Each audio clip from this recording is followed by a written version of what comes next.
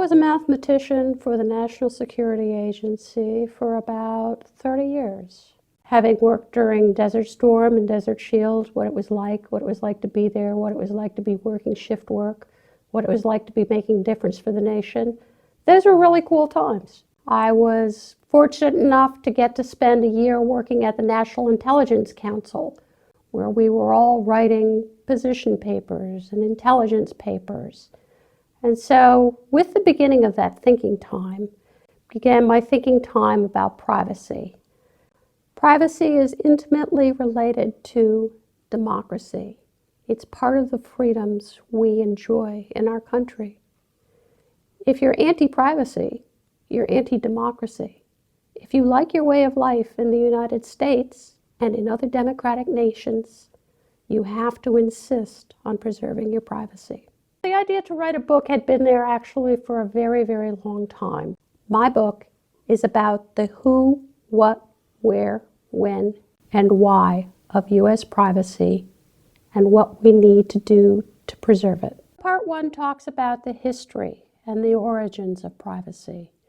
It goes back to jolly old England and before, and talks about how these values came down to us into our modern era.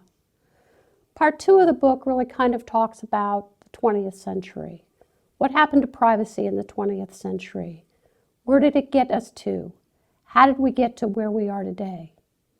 Part 3, which contains the final chapter, talks about what have we learned and what's the way forward. The risk that we collectively as a society take is we continue to let the big internet companies get away with this.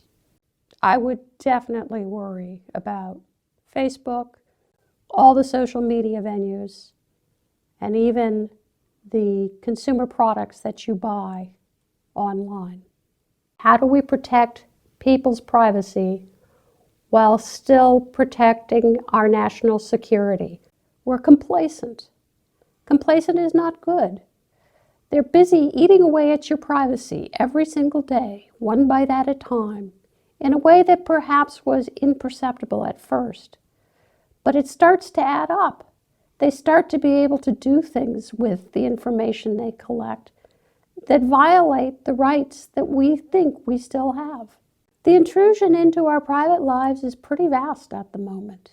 Many of the internet-based companies are using all those breadcrumbs of information that you cast away on the internet to build profiles of your behavior, to anticipate what you think you need to buy. It's not what we had in mind when we gave them the freedoms to do these things. We need to take back some of that privacy that they've taken.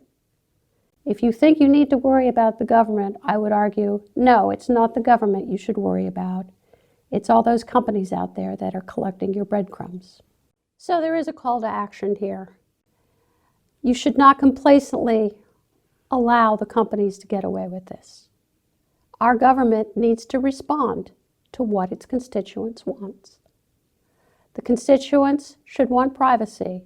The way you're going to learn that you want privacy is by reading this book, other books, other sources, getting educated on the subject, understanding why it's important, understanding what companies are doing, understanding what the European regulation that's come into force is intending to do and how it's affecting the U.S. manufacturers and the U.S. companies that have web presences.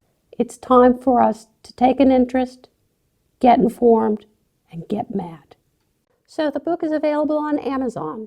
All you have to do is type the full title, which is Privacy, Past, Present, and Future, or you can type Privacy and my name, Leslie, L-E-S-L-I-E, Gruis, G-R-U-I-S, and it should take you there straight away.